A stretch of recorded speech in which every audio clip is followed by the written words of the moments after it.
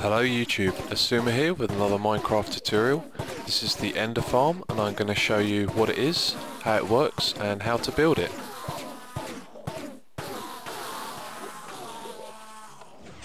The Enderfarm is a machine that exploits the Enderround's limitation to only spawn Endermen. Using a Piston Pusher setup we can funnel the Endermen into a 2x2 hole.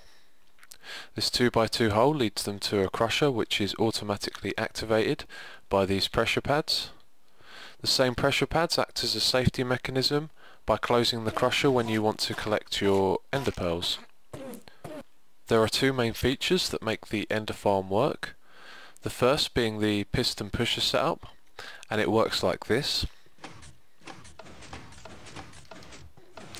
When an Enderman stands on the pressure plate, it activates the repeater which powers the block behind it, and above that is a sticky piston which then pushes this block out and pushes the Endermen down to below. The second feature is the limitation of other spawnable areas in the world by covering the world in water.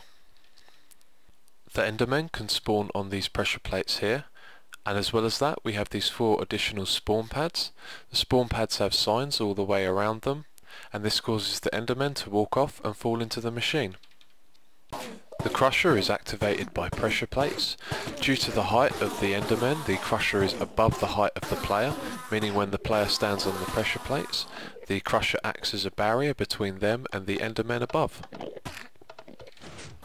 The pressure plates power these 8 pieces of redstone here, which in turn invert these blocks here and the ones above them, causing them to be powered when the pressure plates are activated.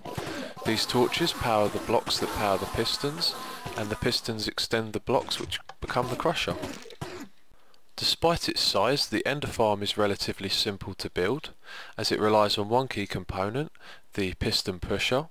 You will need to build these Piston Pushers in rows, and the rows will always need to be one block out from the row below. I recommend to start building your Enderfarm at this level here, and work your way upwards and outwards. Now I'm going to show you how to build the Piston Pusher. First of all, we start with the block that the Enderman can spawn on. We put a pressure plate on top of that. Then we place the block that the repeater goes onto.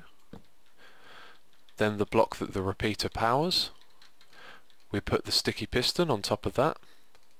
Then we put our pusher block onto that, and above it another block. Now there's no extra wiring for building them side by side.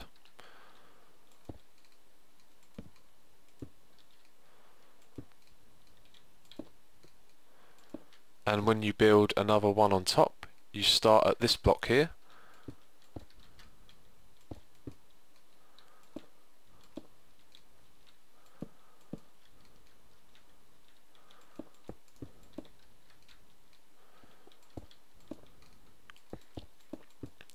And that's how you build your piston pushers. I thought that I should also mention that the piston pusher in the corner is no different from any other piston pusher and works exactly the same way. When building your crusher setup, you will need to link the redstone that is powered by these pressure plates to the sticky pistons which control these crusher blocks here.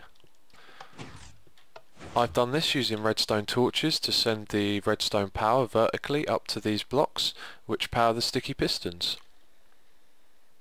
In case you didn't know, in the latest game update the mob mechanics changed, meaning that mobs over 40 blocks away from the player no longer move. So the length of this tube here is important, because when I'm standing at the bottom here, I am 38 blocks away from the spawnable pads at the top. So there is a problem with the Enderfarm, but only one that I am aware of. The piston pusher in the corner at this level here will sometimes get blocked with the Endermen trapped inside of it.